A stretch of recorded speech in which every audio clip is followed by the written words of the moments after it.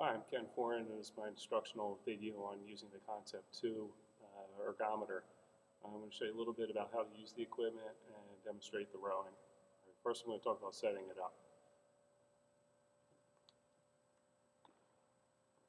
First of all, this erg is already assembled. If I wanted to store it, I could separate this into two pieces. The way I would do that is there's a little flap here. I lift this up, and then these two pieces come apart. Just lift it up like that. Okay, if you look, there's a little bar here on this piece, and there's a hook on the front of this one, on the one on my right here. This little hook here. This is going to go onto that metal bar. So to put it back together, I would lift this up, get that aligned, lift this little flat piece up, and just put it down. And then double check it, if I lift it up, see it moves all together. Some other things I want to do setting this up is the monitor. This arm swings. Basically, I want to put this up out of the way, put this up nice and high.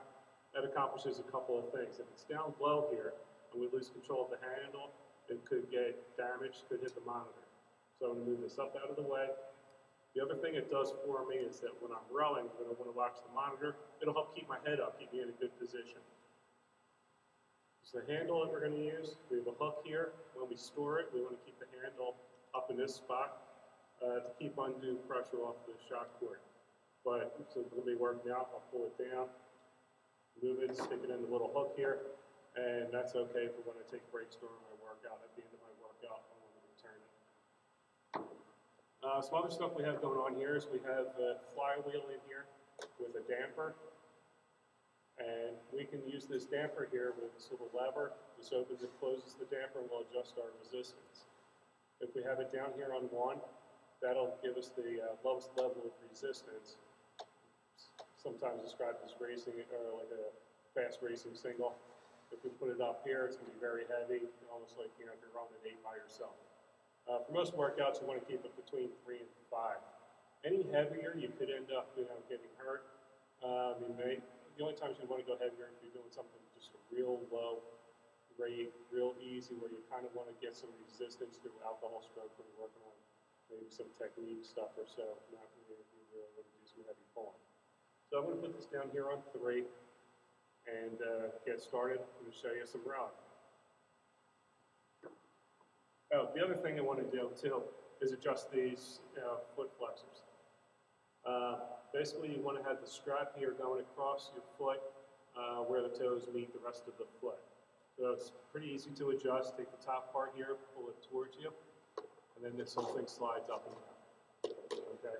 So I know from rowing this that I'm going to want this located about here. And then to get into it, I'm just going to I can do one of two things. If I'm flexible and can get up over it, just step over it and down into the seat. Or I could walk up from behind. Adjust this a little bit and you can see that. Okay, so the other way to get onto it would be to kind of straddle and walk onto it from behind and sit down. Okay?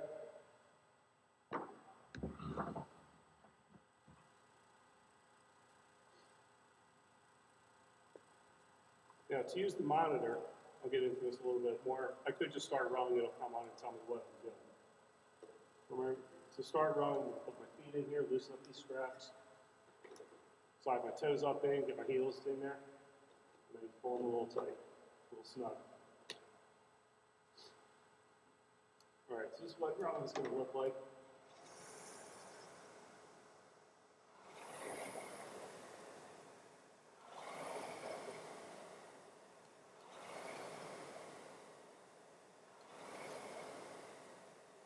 Okay, so for our rowing stroke, adjust this a little bit.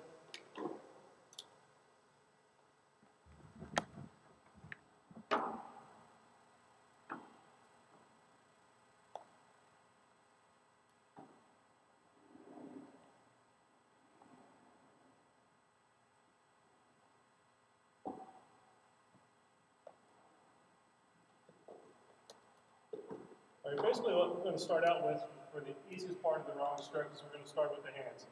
The best thing to do is get into a comfortable position where your legs are down and you're laying back a little bit. Try to have your back straight, depending on your perspective, which side you're looking at. We're going to pretty much row with our backs between like 11 and 1 o'clock. So we're going to swing with our shoulders just a little bit behind our hips, so our shoulders a little bit in front of our hips. Right now we're going to sit with shoulders behind the hips position. We have our hands up, hands flat on top of the handle here. We're going to start out with the handle around our breastbone height. Okay, about near the bottom of the rib cage. A little bit up on the bottom of the rib cage, breastbone. You want to sit with your wrists flat here. We don't want to be bending them like this. You're going to keep them nice and flat. Keep your elbows up so that the forearms are pretty much almost in line with the handle. All right, so we can start in from here. Push our hands straight out and back in. Straight out and back in.